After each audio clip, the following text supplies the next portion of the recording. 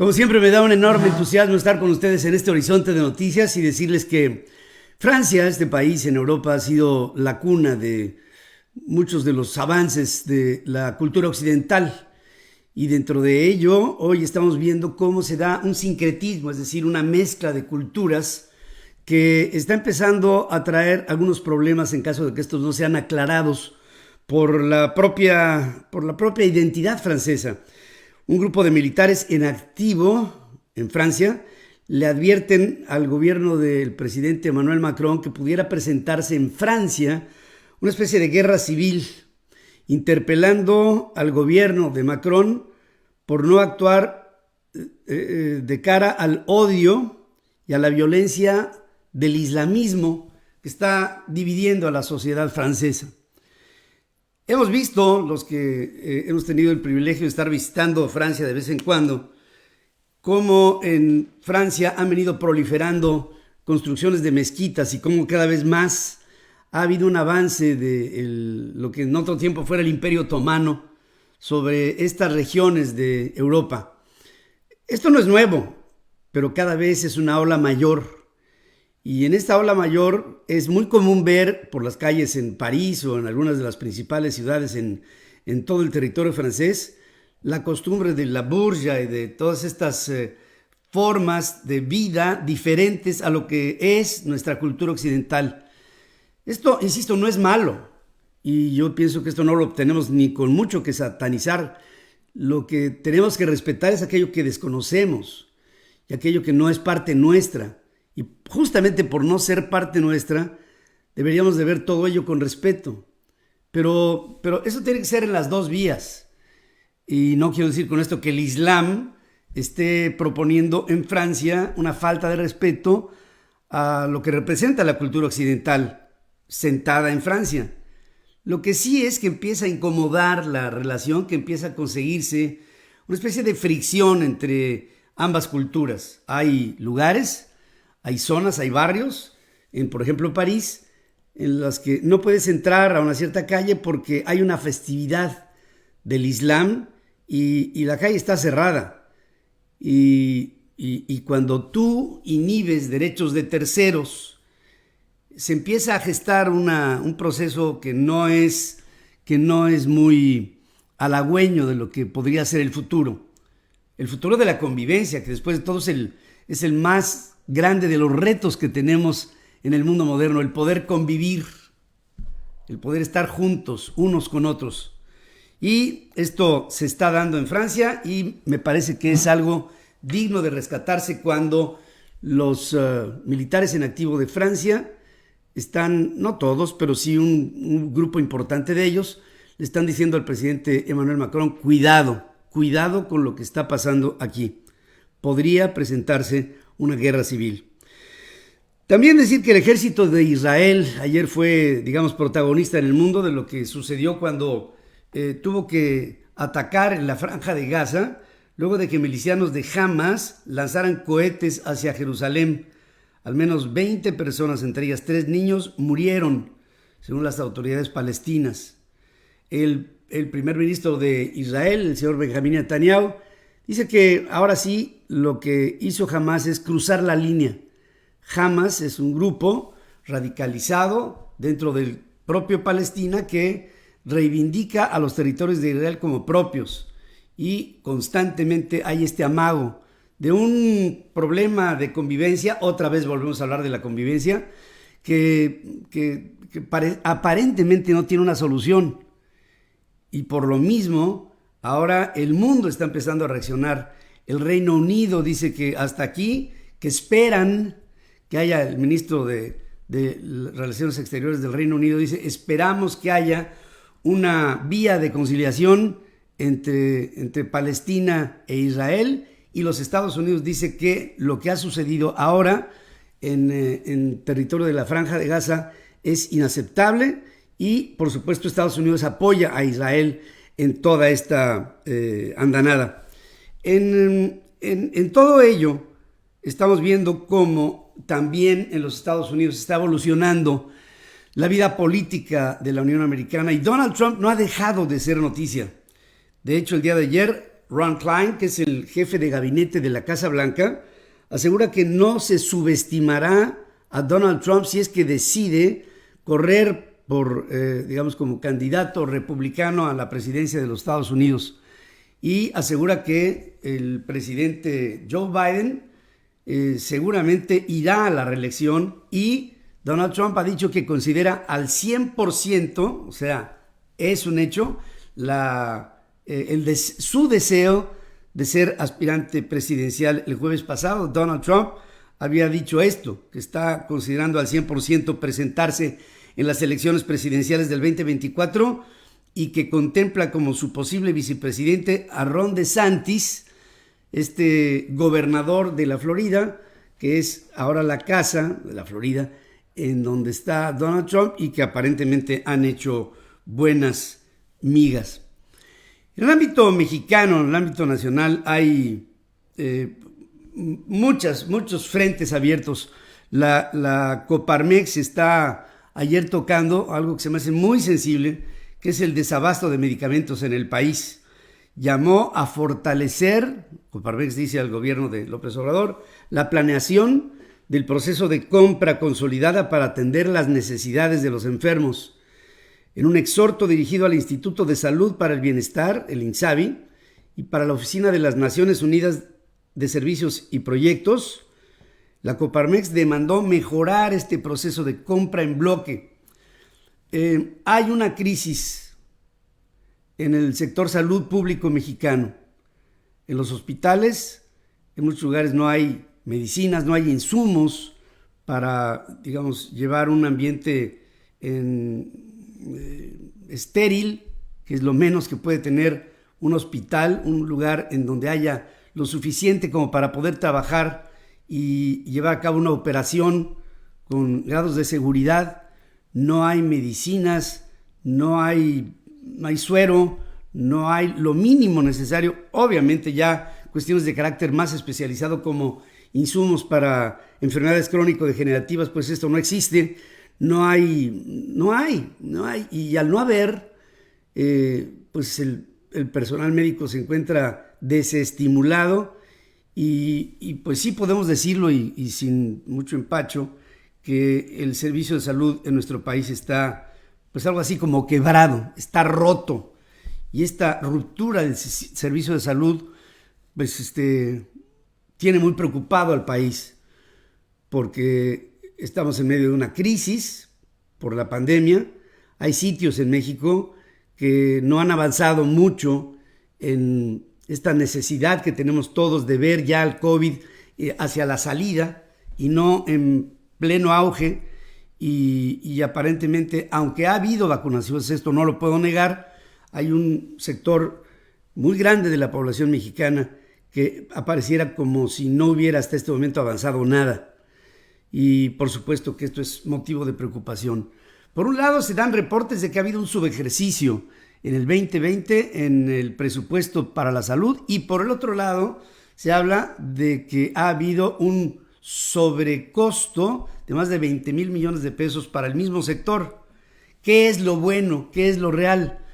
No lo sé porque los informes nos llenan de dudas y son preceptos que el gobierno supuestamente tiene y dice, no, sí estamos invirtiendo en salud, pero desde que se trató de reorientar la compra de medicamentos como estaba estructurada antes del gobierno del presidente López Obrador a este régimen en el que aparentemente las compras consolidadas, es decir, únicas, se están haciendo, no ha habido una respuesta asertiva y seguimos teniendo muchos problemas con los hospitales en México en su operación. El día de ayer se presentó la primer solicitud de un caso de respuesta rápida laboral en el marco del tratado comercial entre Canadá, Estados Unidos y México. La queja es en contra de Tridonex, una empresa de autopartes establecida en Matamoros, con matriz en Filadelfia, en los Estados Unidos, y controlada por Cardone Industries, un grupo canadiense que, por negarse a una representación sindical independiente, la AFL-CIO, que es la máxima central obrera de los Estados Unidos entregó a Washington una petición que en el fondo es una demanda laboral en contra de la forma en la que se desempeña o se tiene que desempeñar la empresa en México, porque no hay una libertad sindical. Y entonces esta respuesta rápida al TEMEC se verá si se puede respaldar a los trabajadores mexicanos que se les haya negado su derecho fundamental de organizarse sindicalmente y negociar mejores salarios y mejores condiciones de trabajo. Este es un derecho inalienable que aparentemente no está siendo cumplido por las necesidades que tiene la empresa de comparecer ante la manera en la que se hacen las cosas en México. Y esta es una de muchas de las que habíamos advertido serían las reacciones de instancias internacionales, norteamericanas o canadienses, sobre la forma en la que se tiene en México de desempeñarse en el trabajo. Esto viola los derechos de los trabajadores. La idea era, cuando vino la reforma laboral en México, tratar de homologar, entre otras cosas, condiciones de carácter sindical y cuestiones de carácter de ingreso. Y ni una ni otra se están cumpliendo. Richard Trumka, que es el presidente de la AFL-CIO, expresó que durante 2 años los obreros de Tridonex fueron acosados, despedidos por tratar de agremiarse a otro sindicato, el Sindicato Mexicano Independiente, para sustituir a lo que Trumka llama un sindicato corrupto de protección patronal, y subrayó que el TEMEC exige que México ponga fin al reino de los sindicatos de protección patronal y a sus tratos corruptos con empleadores. Aseveró que el fustigamiento constante en contra de trabajadores es una violación ejemplar a las leyes laborales de México que prometió hacer valer. Otra vez estamos viendo cómo no está avanzando esta idea de la revisión del TEMEC para México. Las reglas se cambian, se aparenta un proceso de avance, se hizo una reforma laboral, pero las cosas siguen funcionando igual.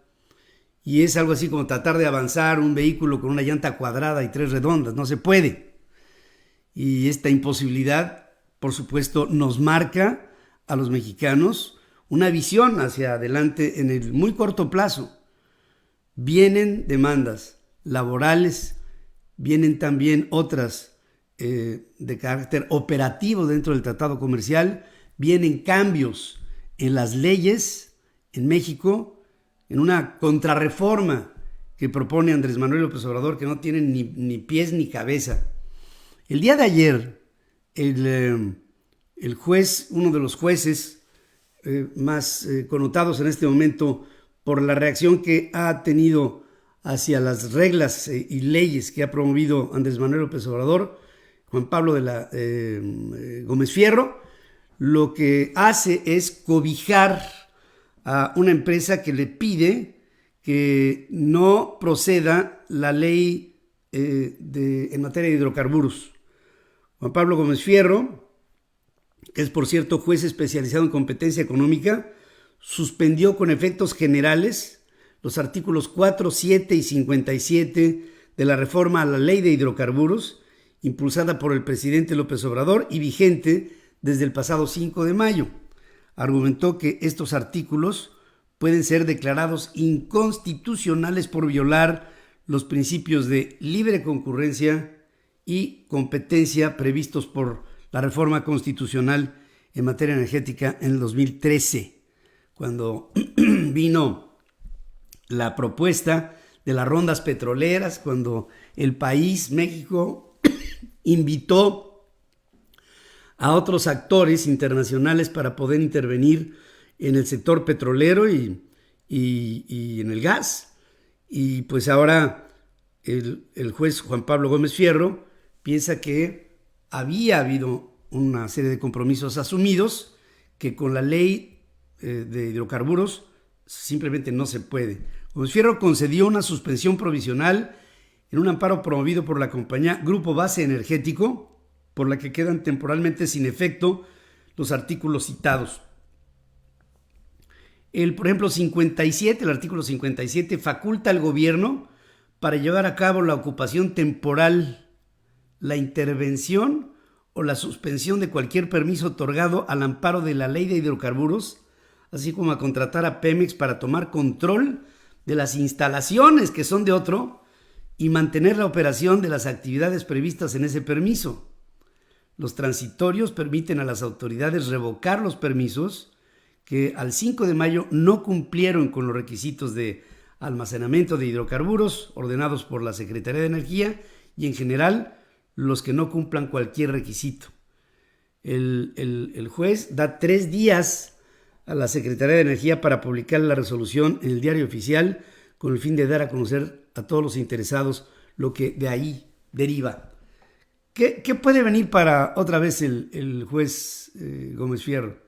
Bueno, lo mismo que pasó cuando hizo lo mismo, cobijar a empresas de energías limpias cuando se pasó Express y se publicó la ley de la industria eléctrica.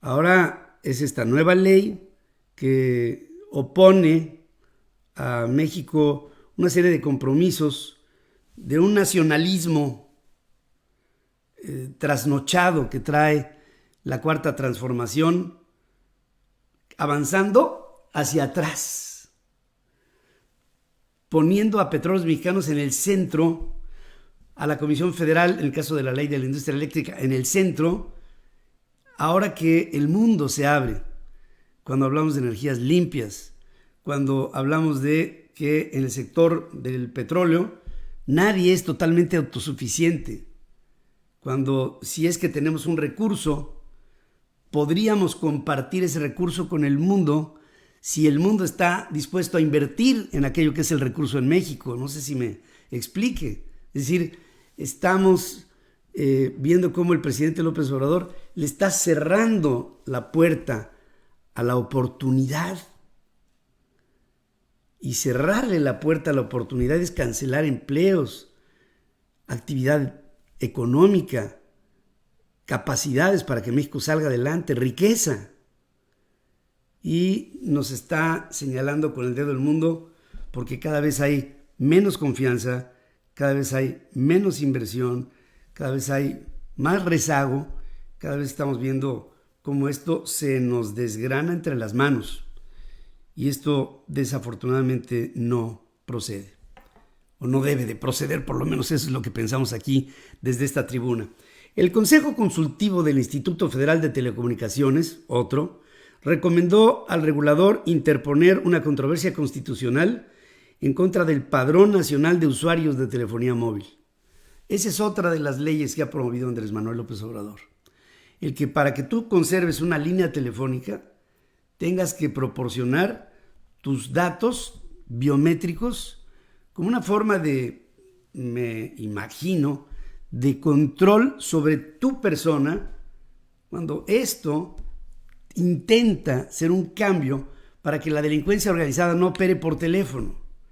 Y lo que nosotros pensamos de salida es que la delincuencia no opera con sus teléfonos, opera con el tuyo que te lo robó y que tú sí tienes ahí registrados, en caso de que así fuera, tus datos biométricos. Pienso que esto no va a pasar y que va a tener que hacerse a un lado otra reforma dentro del paquete de reformas que el presidente propone, que no tienen ni pies ni cabeza. Pero, después de todo, en este régimen que se está desgajando, se está despedazando, cayendo de una manera estrepitosa, me da la idea de que ya la Cuarta Transformación, así como Hamas en Israel, ya cruzó la línea. Y esta línea, creo, infranqueable, la rompieron y la sociedad mexicana hoy reflexiona. Está pensando la sociedad mexicana qué hacer para el próximo 6 de junio. ¿Pueden ser las últimas elecciones democráticas en México? Sí. Sí, nada es definitivo en la vida, nada. Pero podrían ser las últimas elecciones, digamos, con oportunidad para revertir este camino, sí. Pero todo depende de la conciencia que haya en México sobre la realidad que estamos viviendo y de la conciencia, fíjense, que haya en los Estados Unidos sobre los mexicanos y los latinos y los norteamericanos, que se den cuenta de lo que sucede en el sur de su frontera. México está en riesgo. Y si en algún momento, allá por el 2006, había una frase que decía: Andrés Manuel López Obrador es un peligro para México, hoy ya no es esa la frase. Hoy la frase es: Andrés Manuel López Obrador es un daño para el país. Gracias por estar conmigo en este horizonte de información. Les agradezco como siempre el favor de su atención y espero contar con ella en unos minutos más en la primera emisión Central FM Equilibrio, transmitiendo a través de centralfmonline.com, nuestras aplicaciones en iOS y en Android, plataformas, y en nuestra querida red de estaciones hermanas, asociadas, afiliadas en 7 países del continente americano, 36 estaciones de radio en los Estados Unidos, 105 ciudades radio y televisión en México y televisoras en Guatemala, El Salvador, en Costa Rica, en Colombia y en Honduras. Gracias por su presencia. En unos minutos más con ustedes en la primera. Gracias.